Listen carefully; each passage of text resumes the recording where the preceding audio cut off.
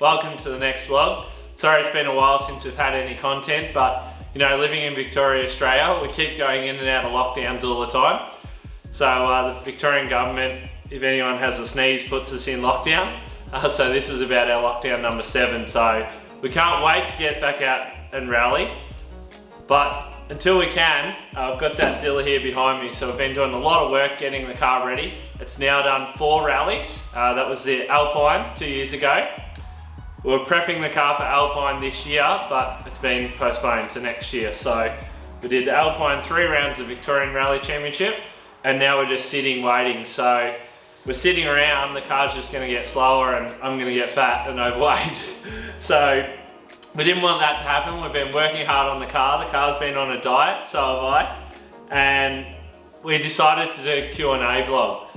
So we've had a lot of questions over the time about Datzilla, but we've kept it all pretty secret. So now's our chance to let you all know what the car's really about. So yeah. So what does Datzilla weigh? It's been a little bit of a secret what your rally car weighs, but in full rally trim, bit of fuel, new tyres, that varies as well, jack, spare wheel, which sits on the back seat, your helmets. Car's about 1,050 kilos. The weight is so important to rally car because it's how the car stops, how it feels in the corners, how it goes on the straights. So we're always trying to get weight out of the car.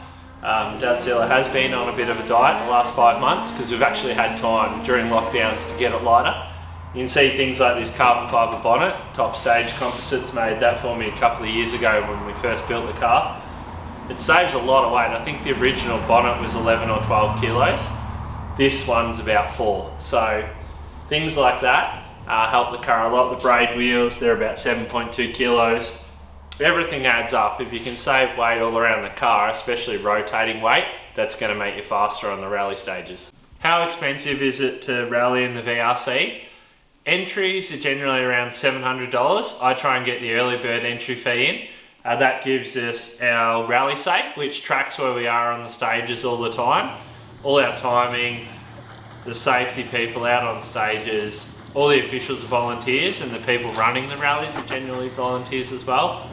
There's no prize money for most of the rounds, anything like that. It's just the bragging rights, who's the winner. Tyres, I run the rally tyres. Go through between 6 to 8 of them an event. If it was a really dry event, 2 days, use more, but most VRCs are route chartered, pace noted, only 1 day. Tyres vary from $200 to $300 a tyre for a new tyre. And then your accommodation and your fuel in your travelling. I use Power Plus fuel. It's about $4 a litre, I think, off the top of my head. So between $5,000 to $10,000, depending on how competitive you want to be and how expensive your car is to run. And then sometimes you have a high re-prep fee, but generally you only do that halfway through the season or a few rallies in. You might have to change some brake pads or some brake discs as well, which adds to the cost of the event. Why did you choose a sequential gearbox instead of a manual? So instead of a H pattern, I'm guessing.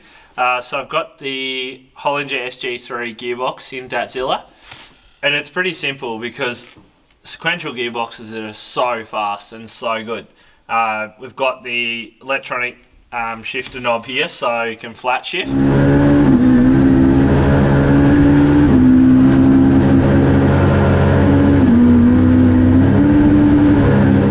And we can auto blip also on the down change because I've got a drive-by-wire motor set up.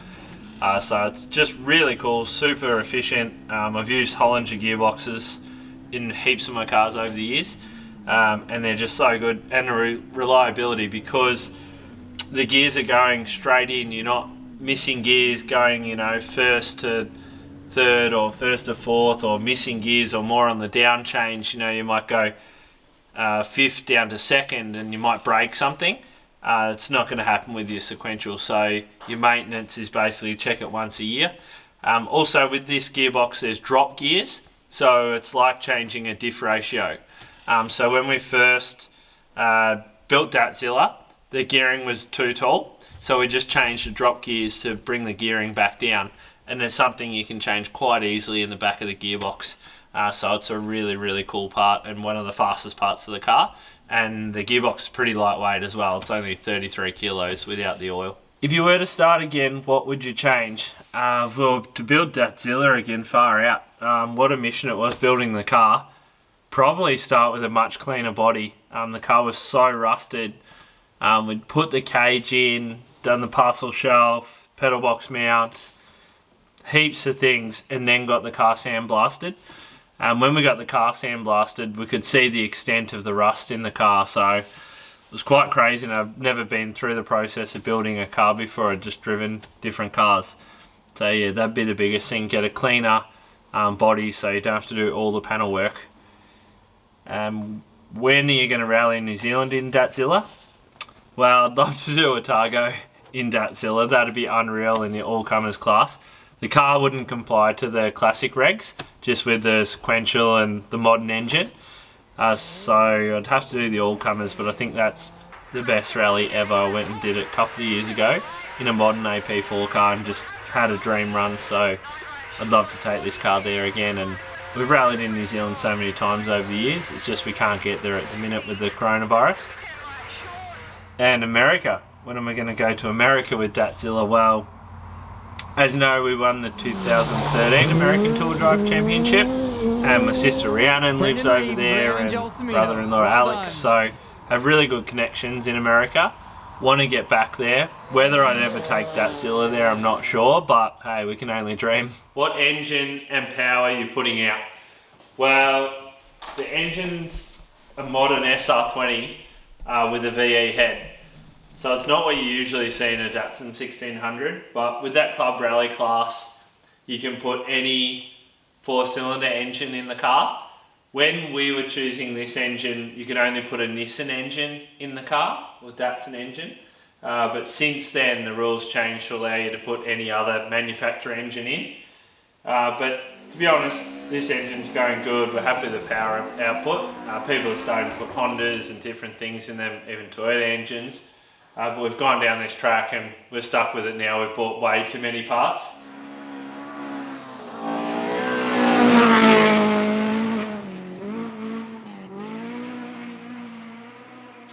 The gearbox, yeah, the gearbox, the Hollinger, the Diff, the ratio we're running's 4:6.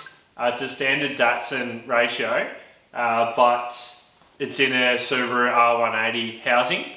A lot of people go to the R200s, but they're just too heavy. They're something like 14 kilos heavier. But when you go the R180, they're strong enough for this sort of power. And also we've got a extended housing, Cusco housing on the back, gets an extra 300 ml of oil. We really needed that because we sort of cooked the Diff in the first rally we did. And the suspension, you can see here the remote canisters. It's MCA Gold. Built by Murray Coote up in Queensland. Basically every car in Australia now runs MCA. It's the best, it's still quite affordable, it's really adjustable and it's easy to get serviced. Murray's great to talk to. I've just had the shocks sent up to him and resurfaced. Yeah, we were basically at full soft in the car, so we've got him to move the adjusters, so I've sort of got 14 clicks either way to go with the rebound, because you adjust that on the run in the rallies quite often, so it's good to have that adjustability, and there's 3 different adjusters, high and low speed bump and the rebound compression as well. Why are you chasing more power? So the car's been on the dyno recently.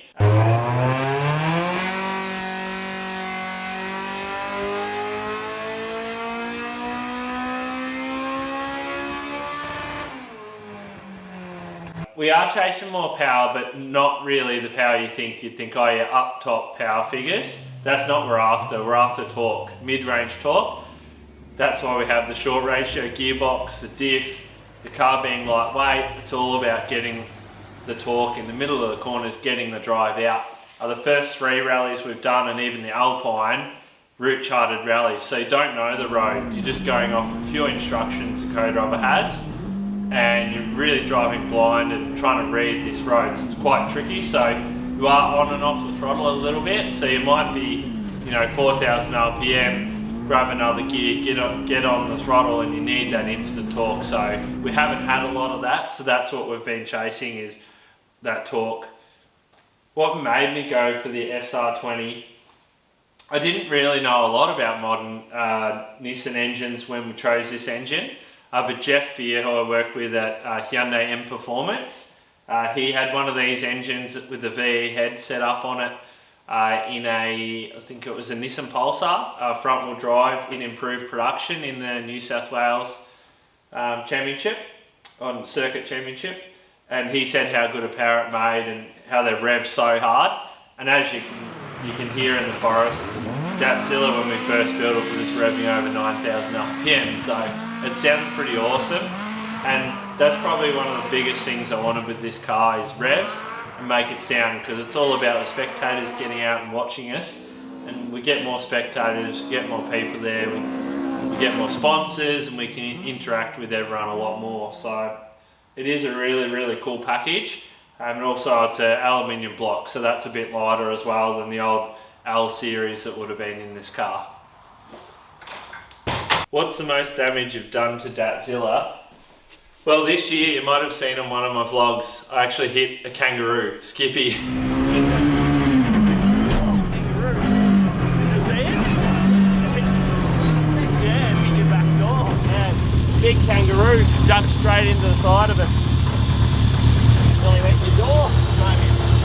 Yeah, well, I didn't see it until it was pretty crazy. I just caught it out of the corner of my eye. We were testing before the Midamita rally, the first rally of the year. It was about 5:30 at night. The rally was starting the next day. We were pressured for time, but I think the head actually hit here in this co-driver's door.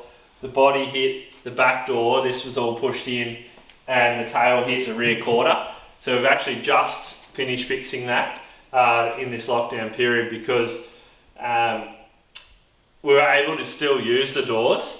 So we put another door on for the second two rallies, and then we fixed the quarter and the front door. So Dan Lane did a lot of panel beating for me up at Charlton and straightened the car out. That's why it looks so clean. So that's the worst damage we've probably had visually. And then the worst mechanical damage we had was when the drive-by-wire motor fell off at Ada River.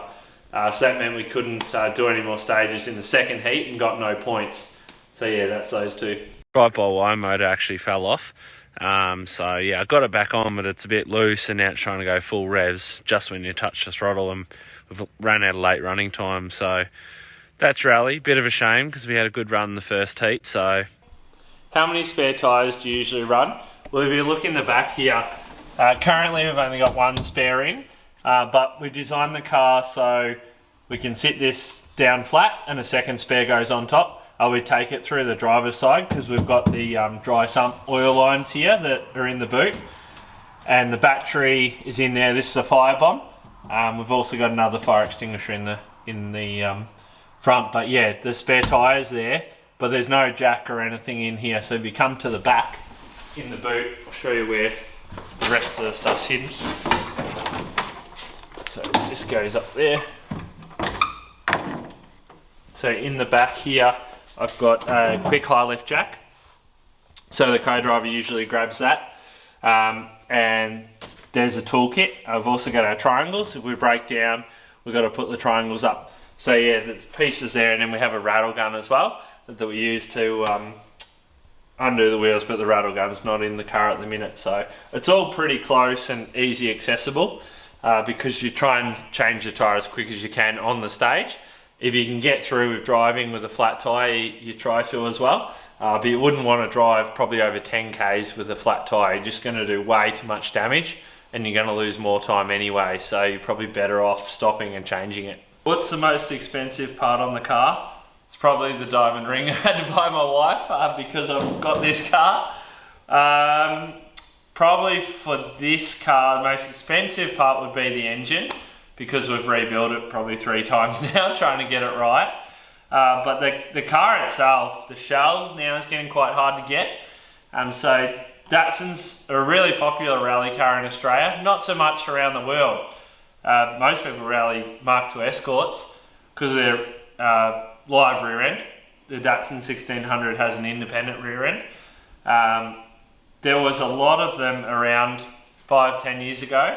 Not so much now. This car's a 1972 model, so it's over 50 years old, and they're getting a lot of rust in them. And in Australia, it's a big thing now to do them up and put them on the road as a road car. And the shells are just getting more expensive, especially with COVID tax now. It's really hard to get a clean shell at a decent price. I've got a little road car as well. They got quite cheap a few years ago, but yeah, even getting parts for that now is getting harder all the time. But like with this car, it's got a lot of custom parts that we can make ourselves or source from other teams and people. And that's probably, yeah, the unique part about the car that I like as well. Is this your favourite car you've rallied? It's pretty awesome to build a car and then rally it and see the results. It's my favourite rear-wheel drive car I've rallied, that's for sure.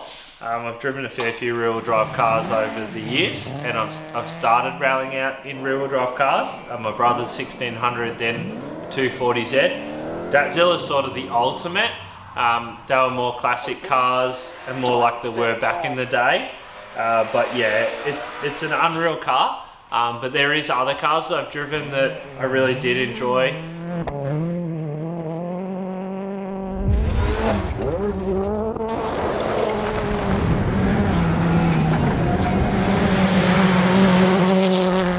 But I'll probably answer them in another vlog if you do want to see about that. 'Cause we've had heaps of general rally questions, some about driving tips, young people that want to get into rallying as well.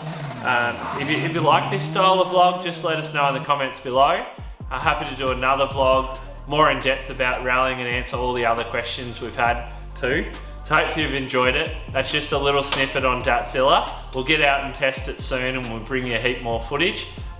This is the new cool merch that we've been selling. So remember, drive like Brendo. Send us a message on Instagram. We've got t-shirts as well, we've got new caps. Got sticker sheets for the kids, so just let us know. Stay safe and enjoy it.